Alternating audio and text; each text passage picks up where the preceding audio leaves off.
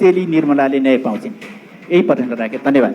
हुन्छ, म यसको उत्तर दिन चाहदिनँ। मान्य साथीहरू, आज राष्ट्रिय सभामा गृहमन्त्रीलाई प्रश्न सोध्ने क्रममा हाम्रो एकजना नेताले, हुन त उहाँ काङ्ग्रेस, एमाले, माओवादी यिनीहरूकै सरकार थियो, लामो समयसम्म यिनकै सरकार थियो। अहिले निर्मला पन्तको जुन केस जसरी सुरु भएको थियो यो झन् 8-9 वर्ष कति भइसक्यो।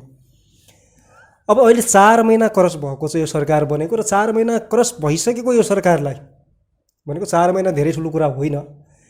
र प्रश्न गरेको निर्मला पन्तको केस चाहिँ के भयो, कसो भयो, कहिले निर्मलाले न्याय पाउने भनेर प्रश्न गर्ने यी नेता अलिकति लाज पनि हुनुपर्छ।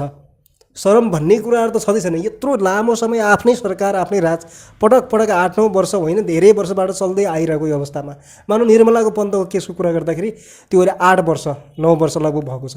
यसमा यिनीहरूकै सरकार थियो। त्यति बेला यिनीहरूले किन यसको छानबिन गरेर दोषीलाई पत्ता लगाएर किन कारबाही नगरे होइन? यो हामी सबैलाई थाहा छ नि त। अब अहिले आएर भर्खर आएको यो सरकारलाई, राष्ट्रपति सरकार आएको छ, भर्खर आएको यो 4 महिना क्रस भयो। अब यो सरकारलाई प्रश्न उठाउन थाल्ने कि निर्मला पन्तको यो केस के भयो, अनि यो सत्य तथ्य छानबिन भएर पत्ता लागेर दोषीले कहिले सजाय पाउने भन्ने खालका कुराहरू भएको छ। गजबकै एन्सर दिएका छन् गृहमन्त्रीले। र तपाईँहरूले के गर्नुभयो? तपाईँहरू नै सरकारमा हुनुहुन्थ्यो यतिका वर्षसम्म, तपाईँहरूलाई के हेरेर बस्नुभयो? एकदम गुड जवाब। तपाईँहरू के भन्नुहुन्छ यो जवाबलाई?